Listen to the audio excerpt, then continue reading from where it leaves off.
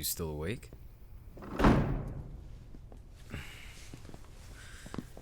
You didn't have to. You have a strict schedule to maintain.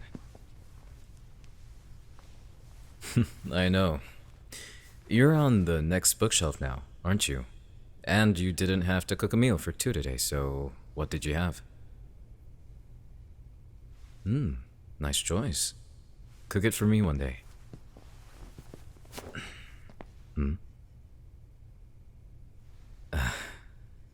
I can't remember the last time I got a welcome home, so it's it's good to be home. That's what you normally say, isn't it? Yeah, I don't know either. Let's just go with it. The service was good. Quaint. Not many people. Vic was solitary, so the only people who attended were mainly work associates. It was a closed casket, which is to be expected given how he was found. No one needs to see that. And I'm sure Vic wouldn't want that either. Yes, I knew people who were there. Some I only knew by name, and others I've come across during my career. Mostly because of Azrael, but I exchanged a lot of business cards. I might be needing the extra work. It's nothing. I'm going to make some genmaicha. Do you want any? I'll make tea first, and then I'll talk about it. It's not bad, per se. Genmaicha soothes my thoughts, and I need that right now.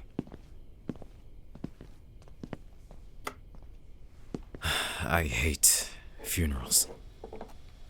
It dredges up too many memories of my first one. I fought against my grandfather because I didn't want to go out in the garden again. But he forced me to. And I knew I'd regret it if I didn't say anything, so I went out.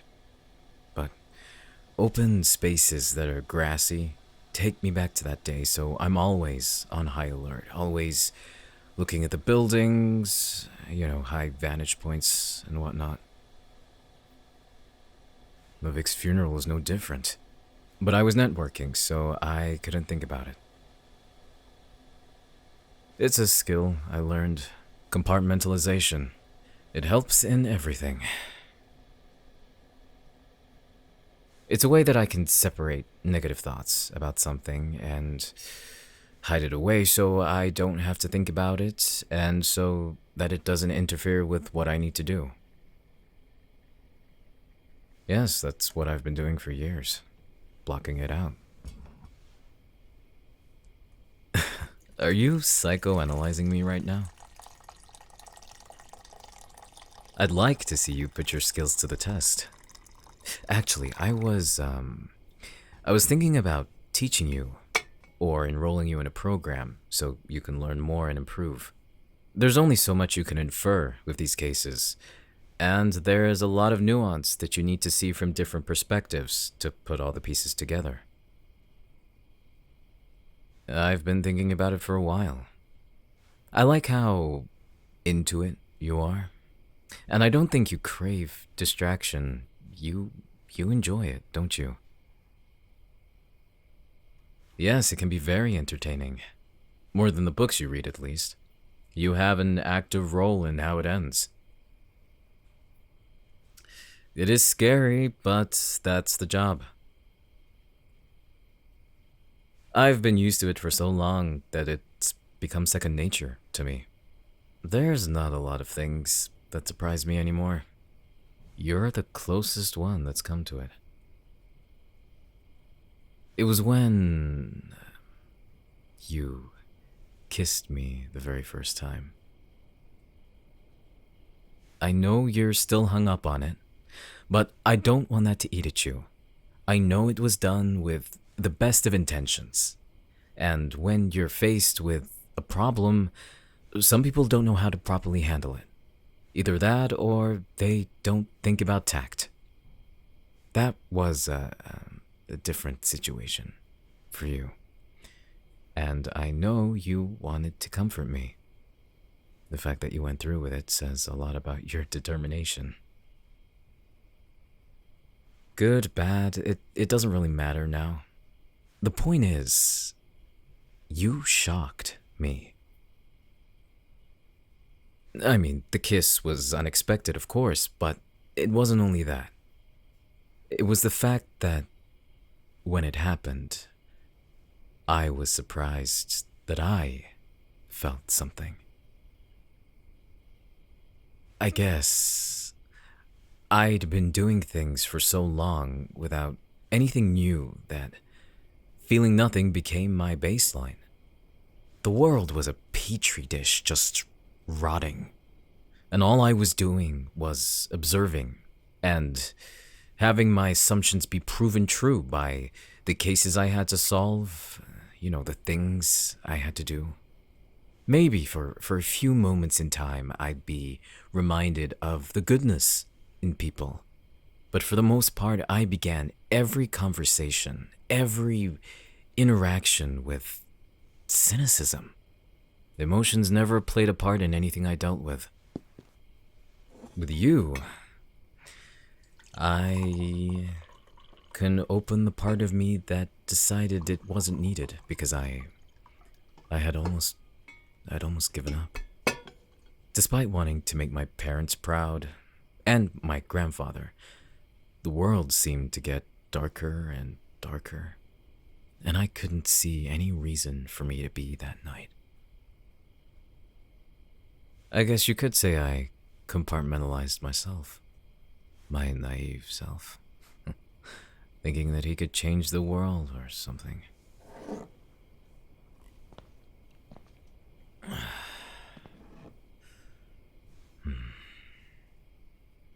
It's amazing what one person can do for another. You don't have to do it on purpose. It's the connection it makes. And I just thought you would be a means to an end. Something that added a little difference to my usual day-to-day routine. And I'm happy that I couldn't have been more wrong. Exactly. Now you're doing more than I expected. You treat this as more than a job. You treat me as more than a boss. You can hide that smug smile. How's the tea? Calms me down every time. You're right. I only drink whiskey casually now. It's not my first thought anymore. You'd like for me to say it's you, wouldn't you? Though I do admit, thinking about you does ease my mind.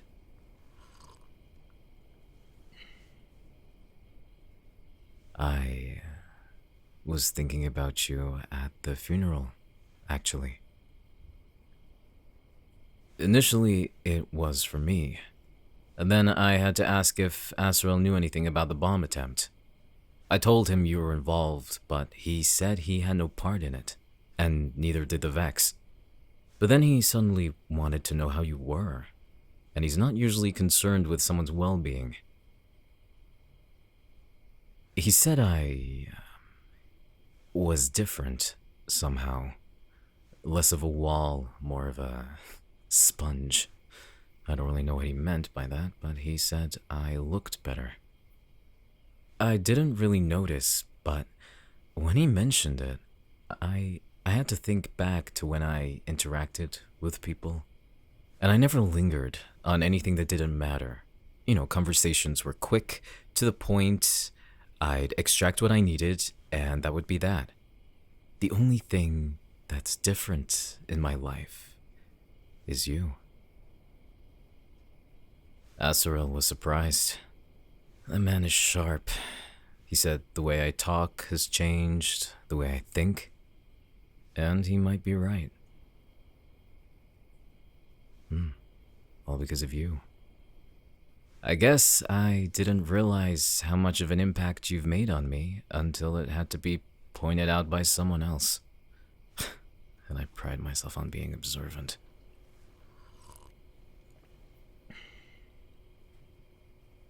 I know you didn't really do much of anything, but that's it. You were just there. I wasn't alone. Sure, you have a job to do when it comes to the house, but it's the little things that come with that. Like when I'm in my study and I hear you walking around. When I'm deep in work and all of a sudden a pleasant smell drifts in. Or when I'm going from place to place and I hear the TV in the distance.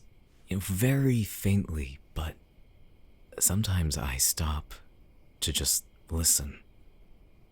Because of you, the house is breathing again. It was suffocating when it was just me. I'm only speaking the truth. And when I realized how much you've done for me, I wanted to get something for you. Before I came here, I went to town and thought about what to buy you. And after looking through several stores, I landed on this. It isn't, it's not a proposal or anything huge like that. I thought about getting a necklace, but I didn't like any of them, so I thought a ring might, I thought a ring might be better. And that one stood out to me because it was simple, but it has a little, yes, a little pizzazz. I was drawn to it, much like how I was with you, so it suited. Of course, try it on.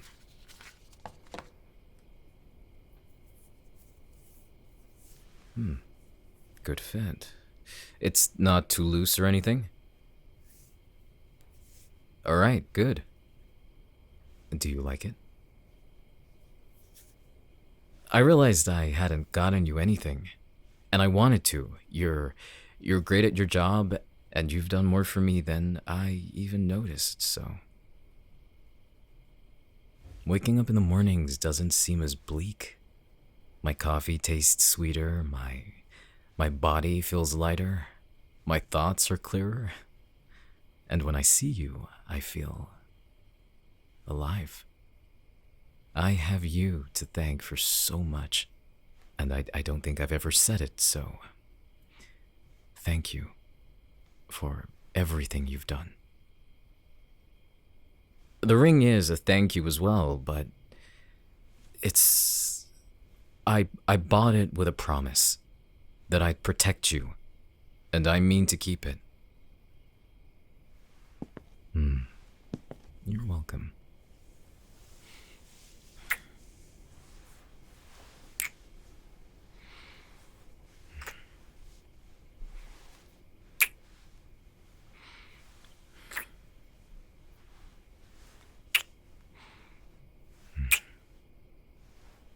It's still strange to me, kissing you.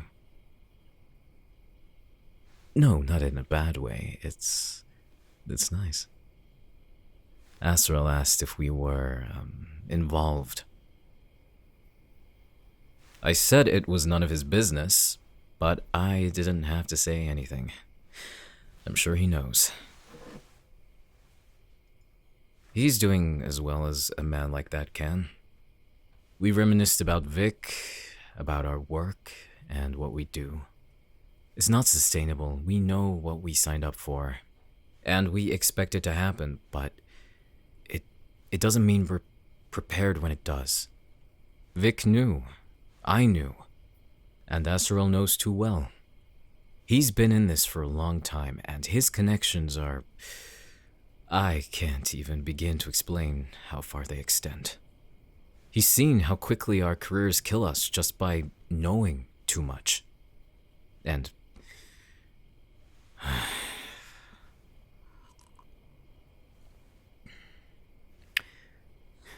he took me off his case.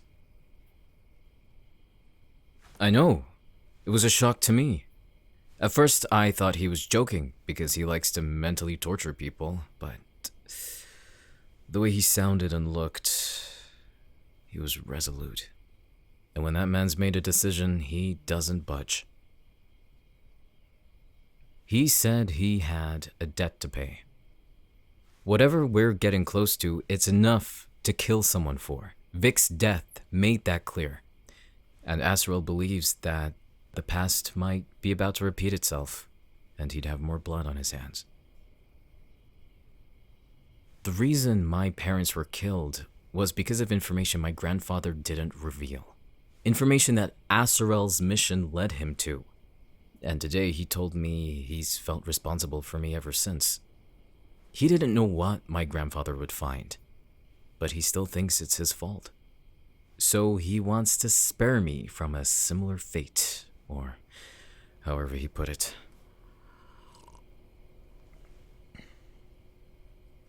No, he never retreats, only when it's tactical. But he lost his right-hand man, someone that's been in his employ for years. Vic was a professional at everything he did. But this caught him, and Asriel thinks that if I keep digging, it'll be me next. I'm not worried about my life. I've come to terms with what I do, and that I've put a shorter expiration date on myself because of it. It comes with the job. But on the car ride home, I was mulling it over, thinking about my work and what I've achieved in that time. I wonder if I'm truly satisfied with it, enough to let things go. Because I've only had to think about my own life. I can protect myself, and I've taken measures with the house to ensure that. But if, in time, I accept the wrong client or challenge a powerful organization, which I do almost every day, they'll come for me. And when they do, I won't fight it. I'd look death in the eye and hold out my hand. Asriel's right in saying that my job is danger. But now that includes you. I take care of you. I'm responsible for you. I need to make sure you stay safe. You're the only thing in my life that matters now. I'm extremely serious. I don't have it in me to lose someone else. And I watched my grandfather turn into a shell of himself. The only reason I didn't lose him completely was because he still had me. He needed to be strong, and he pulled himself together. If something happened to you, I'll be broken, and nothing will be able to fix me. I will protect you with everything I have. And as crazy as it sounds, I'd be happy to keep you locked up in here if that's what it took. Yes, I would. Because that way I have control over what happens. I control the type of security we have, where we have it, and how much. But stopping the investigation is also something that I can control. Because if it's out of my hands, I don't know what I'd do. It all needs to be meticulous.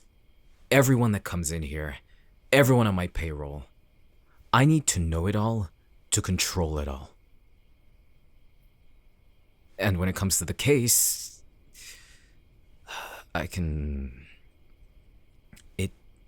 go in the files. That'll never be solved. Yeah, it can stay there. I don't need to be the one to finish it.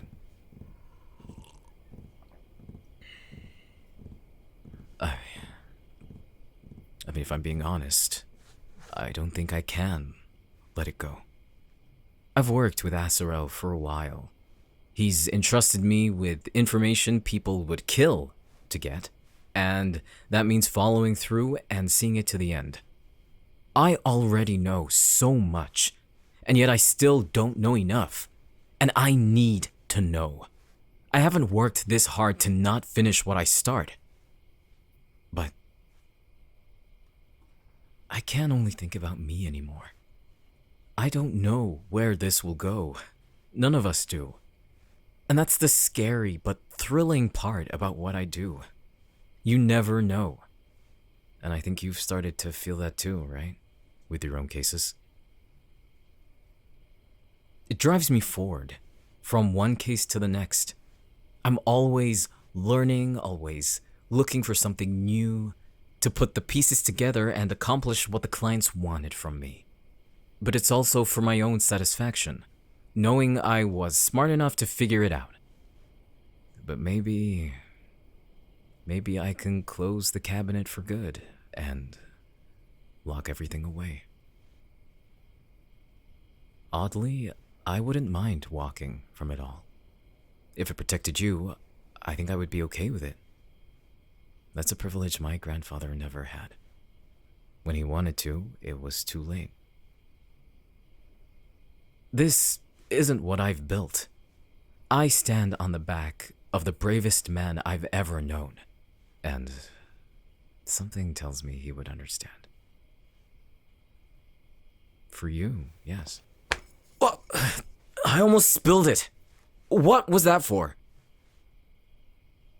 I say what I mean. We can live here and I don't have to work and put you in danger anymore.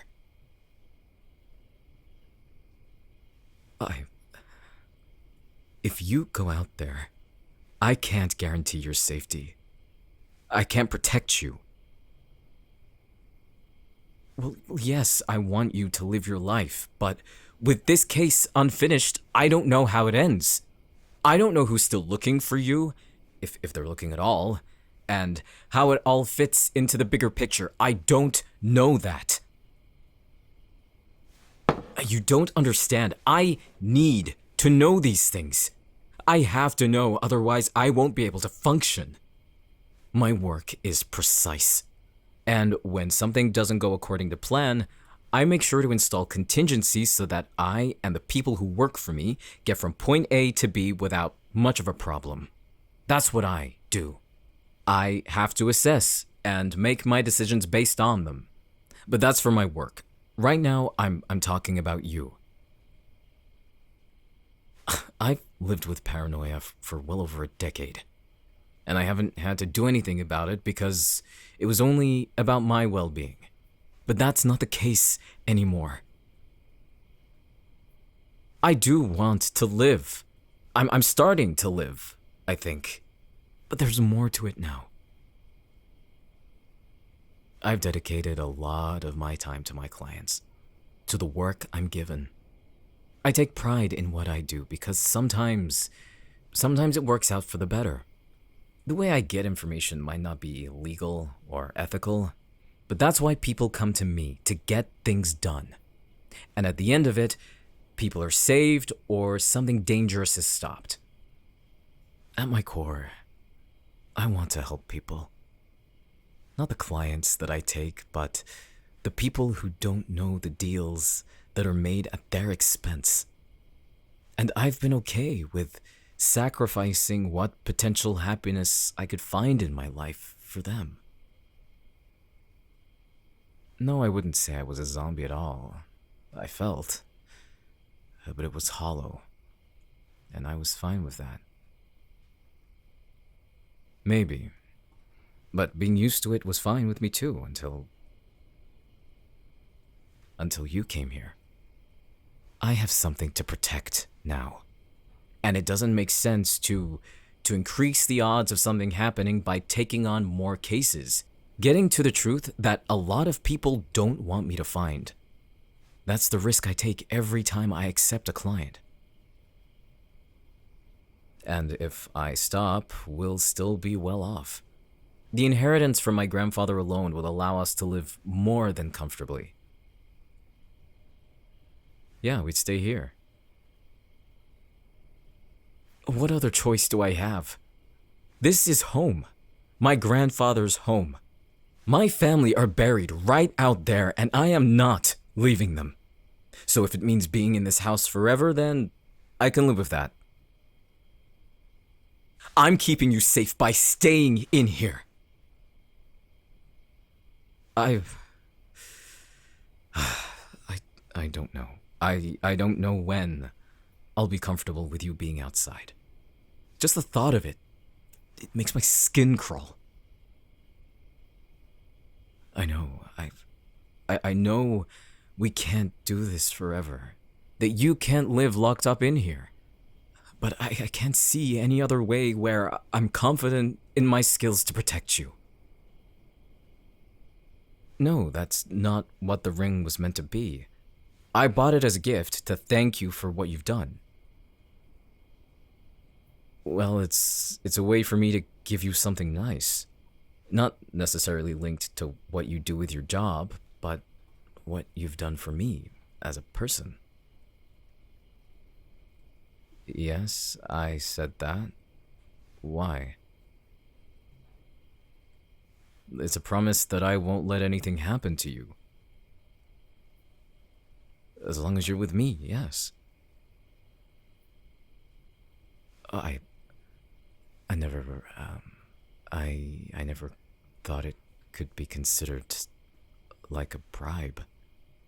I didn't go to the jewelers with that intention. I just wanted to get you something you'd appreciate. But I see how the ring could look like an incentive to stay for protection. I didn't have that in mind. Or maybe I did. All I know is that when I bought it, I knew I didn't want to let you go. It was almost a promise to myself to keep you. And if I didn't, there'd be nothing to tie you to me. No reason in my mind that you'd want to stay. Before I said those things, because I never thought it would end up this way, I tried to lay everything out as logically as I could, but more so for myself because it didn't make any sense to me, and I guess I didn't want to give in because I knew what it would lead to. The fact that I want you here. And I think I was compelled to do something about it. Because maybe I would have more control over your decision. I don't like uncertainties or guesses. I act on information, on facts. And when I can't rely on them, it feels like everything falls apart. Call it anxiety, call it whatever you want. All I know is that I feel more at ease knowing that these windows are bulletproof, that there are cameras and sensors all around. Locks, double locks, everything. Backup generators, a bunker. This house is fortified. This is how I've lived ever since my parents died. It might not be a way to live, but I can't really remember anything else. Only snippets here and there. What? Well, I'm used to it. What else is there to say? If it changed, I wouldn't know what to do, because I wouldn't know what to expect. For you, I want you to live a full life. I want that, and yet, I can't even fathom watching you walk out of those doors. Not away from me, being outside. I thought I was handling it, but clearly it's still there. For once, I don't know what to do. I want you to live happily. You deserve that. And I want to continue my work and feel worthy of being that knight. For you and for the people who have no one to protect them. And it's not just a duty. It's what I want to use my skill set for. I refined it enough. Yeah. As much as I want to keep you here with me, it won't last forever. It's not feasible, and it never will be. Everyone in my life is gone. Everyone I cared about. 3 are resting in the garden, and the other is halfway across the world. And I let him go because he didn't deserve to be dragged into this. I can't do the same to you. You're in this life, same as me. You know the dangers, and not just from the cases you see, you've experienced it. And I don't think I'd be able to let you go anyway. No, I won't keep you here. I'm not going to force you to do this anymore. You might like what you do, but you said it yourself. You can't live like this. No one can. And you're not my prisoner. Azrael, it prompted me to think more. You're not a pet, as much as I tease you about it. And you're more than an employee of mine. This is your home, for now. I'm not firing you, okay? What I'm saying is, you're right. I can't let the past dictate how my life will be. Because if I do, it'll be an endless cycle, and I won't be the only one who suffers from it. So, I'm going to let you decide. Yes. I won't choose for you. I don't own you. I want you to be completely honest with me. Even though you have been since you came here, but the truth matters right now. And I've been as open as I can be, and have been for a long time. Whatever choice you make, I'll respect it. You can leave if you want. I'll make arrangements for a nice place, wherever you want to live, and I'll make sure you're provided for. You want to study? I'll fund it. You want to try your hand at opening a business? I'll be the first to invest. No matter where you go or what you want to do, I'll watch over you. You're the only person who matters to me now, so yes, I would.